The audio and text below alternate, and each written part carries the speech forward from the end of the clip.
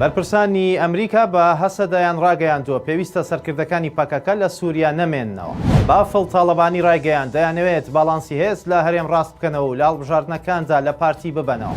لێکۆڵینەوەیەکی نوێ سەلماندوویەتی ڤایرۆسی کۆرۆنا مەترسی گەورە لە سەرگورچیلەکانی مرۆڤ دروست دەکات.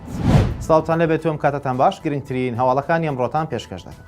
بافڵ تاڵەبانی ڕایگەیان دەیانەوێت باڵانسی هێز لە هەرێم ڕاست بکەنەوە و لە هەڵبژاردنەکاندا لە پارتی ببەنەوە. لە دیدارێکدا لەگەڵ ژمارەیەک میدیاکاری کوردستان بافڵ تاڵەبانی هاوسەرۆکی یەکێتی نیشتیمانی کوردستان ئاماژەی بۆەوە کرد. بەردەمەکانی دوای 8 تەمووز جیاوازە و پێشتر یەکێتی دابڕاوە لە کاری حیزبایەتی و ئێستا ئەگەر تاقیکردنەوە یەکێتی بکرێت مانگ بە مانگ یەکێتی سەرکەوتوتر دەبێت. وتیشی دەیانەوێت باڵانسی هێز لە هەرێم ڕاست بکەنەوە و لە هەڵبژاردنەکاندا لە پارتی ببەنەوە. هاوسەرۆکی یەکێتی باسی لەوەش کرد پێش ڕووداوەکانی 8 تەمووز نیوەی کادرەکانی یەکێتی زیاتر متمانەیان بە دەستگای هەواڵگیری پارتی هەبووە وەک لە دەستگای حیزبەکەی خۆیان. لە 8 تەمووزی ڕابردووە کێشەکەوتۆتە نێوان هاوسەرۆکانی یەکێتی و تاوەکو ئێستاش بە تەواوی کێشەکان چارەسەر نەکراوە. وەزارەتی پەروەردەی حکوومەتی هەرێم ڕایگەیاند وادەی دەستپێکردنەوەی پرۆسەی خوێندن دواناکەوێت و لەو کاتەی بۆی دیاری کراوە دەست پێ دەکات.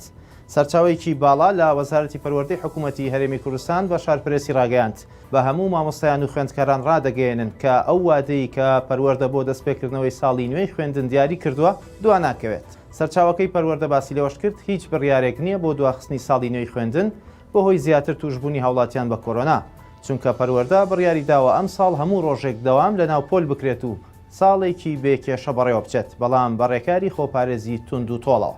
ئەوەش لە کاتێکدایە چەند ڕۆژی ڕابردوو دەنگۆی دواخستنی ساڵی نوێی خوێندن بەهۆی کۆرۆناوە بڵاو بووە.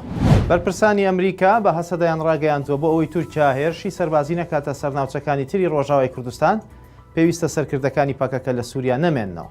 ڕوانگەی سووری بۆ مافەکانی مرۆڤ وڵاوی کردوێتەوە لە کۆبوونەوەیکیاندا لەگەڵ سەرکردەکانی هێزەکانی سووریا دیموکراتدا. بەرپرسانی باڵای ئەمریکا ڕایان گەیاندووە پاساوی هێرشکردنە سەر ڕۆژاوای کوردستان لەلایەن تورکیاوە بوونی سەرکردەکانی پاکەکەیە لە ڕۆژاوای کوردستان، بۆیە پێویستە ئەو سەرکردانی پەکەکە سووریا جێبهێڵێت. ڕوانگەی سووریا ئاماژەی بۆ ئەوەش کردووە لایەنی ئەمریکی بەڵێنیان داوە لە ماوەی داهاتوودا لەسەر هەموو ئاستەکان کار لەسەر باشکردنی دۆخی ناوچەکانی ڕۆژاوای کوردستان بکەن و بەردەوام بن لە پێشکەشکردنی پشتیوانی لۆجستی و مادی بۆ هەسەدا. لە دوای سەرهەڵدانی شەڕی داعش لە سووریا و دروستبوونی ئیداری ڕۆژاوای کوردستان سوپای تورکیا چەندین جار هێرشی سەربازی کردوتە سەر ناوچەکانی ڕۆژاوا و بەشێکی ئەو ناوچانەی داگیر کردووە. لێکۆڵینەوەیەکی نوێ سەلماندوویەتی ڤایرۆسی کۆرۆنا کاریگەری درێژمەودای لەسەر گورچیلەکان دەبێت و مەترسی گەورەیان لەسەر دروست دەکات.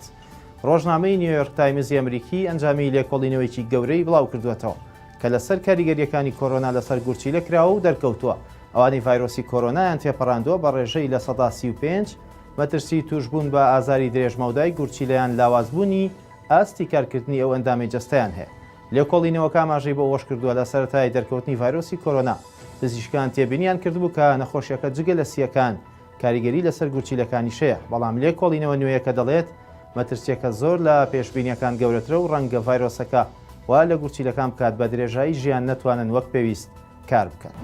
ئاژانسی نێودەوڵەتی وزەڕایگەیاند لە ماوەی 30 ساڵی داهاتوودا خواستی جیهانی لەسەر نەوت زۆر دادەبەزێت و پێویستە بە خێرایی پشتبەستن بە نەوت کەم بکرێتەوە. فاتح بیرۆڵ بەڕێوەبەری جێبەجێکردنی ئاژانسی نێودەوڵەتی وزە لە بابەتێکدا کە لە ڕۆژنامەی گاردیانی بەریتانی بڵاوی کردوێتەوە ئاماژەی بۆ ئەوە کردووە بەپێی ئەو نەخشە ڕێگایی ئاژانسەکەیان ئامادەی کردووە ساڵی 2050 خواستی جیهانی لەسەر نەوتی خاو لە 90 ملیۆنەوە بۆ 25 ملیۆن بەرمیل کەم دەبێتەوە، بەوەش لە 175 داهاتەکانی فرۆشتنی نەوتی وڵاتە بەرهەمێنەرەکانی نەوت دادەبەزێت کە سەرچاوی سەرەکی دەستکەوتنی داهاتیانە. بەرپرسەکەی ئاژانسی وزە و تووشێتی دەبێت بە خێرایی پشتبەستن بە نەوت کەم بکرێتەوە و ڕوو بکرێتە وزەی خاوێن و نێبووەکان. خواتان لەگەڵ.